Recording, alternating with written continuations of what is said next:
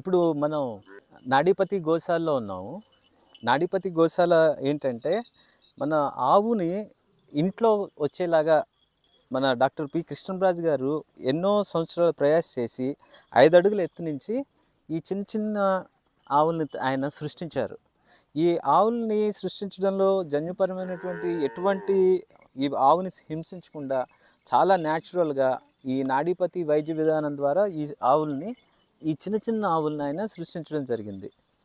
ఈ ఆవులు ఏంటంటే మన భారతీయ సాంప్రదాయంలో సనాతన ధర్మంలో ఈ ఆవు ఒక మంచి ఉన్న చోట మంచి వైబ్రేషన్ని, అలాగే ఈ విడిచే గాలిలోను దీని యొక్క శరీరంలో నుంచి వచ్చే తరంగాల వల్ల మనకి బోళ్ళంతా ఈ శరీరానికి మన ఆలోచనలకి బోళ్ళంతా విశ్రాంతి, అలాగే మంచి శక్తి వచ్చే శక్తి ఉంటుంది.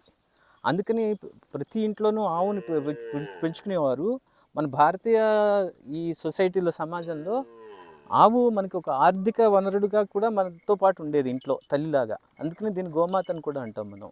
కృష్ణరాజు గారు సృష్టించిన ఆవులు ఏంటంటే ఇవి ప్రతి చోట అంటే ఇంట్లో గచ్చు నేల మీద, అపార్ట్మెంట్లోనూ, మంచాల మీద, తివాసీల మీద, వాటి మీద కూడా ఇవి సంచరించగలవు. ఆ విధంగా వీటి యొక్క కాళ్ళు, ఆ విధంగా వీటి యొక్క శరీరము, అలాగే వీటి ప్రవర్తన చూడండి ఎంత ఫ్రెండ్లీగా ఉన్నాయి ఇవి.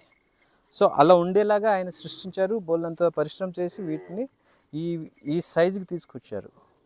ఇంట్లో మనం పెంచుకునే విధంగాను దీనికి ఎక్కువ ఆహారం కూడా, ఎక్కువ మేత అంత అవసరం ఉండదు. ఇవి అలాగే రోజుకి ఉదయం సాయంత్రం కూడా 1 లీటర్ చొప్పున పాలిస్తాయి. ఆ కెపాసిటీ ఉన్న ఆవులు ఇవి. సో ఇవన్నీ ఆయన ఎంతో కష్టపడి మనకి ఈ చిన్న చిన్న ఆవుల్ని మన ఇళ్లలో పెంచుకునే విధంగా ఆయన తయారు చేశారు. ఆయనకు మనం సర్వదా చాలా కృపడి ఉండాలి.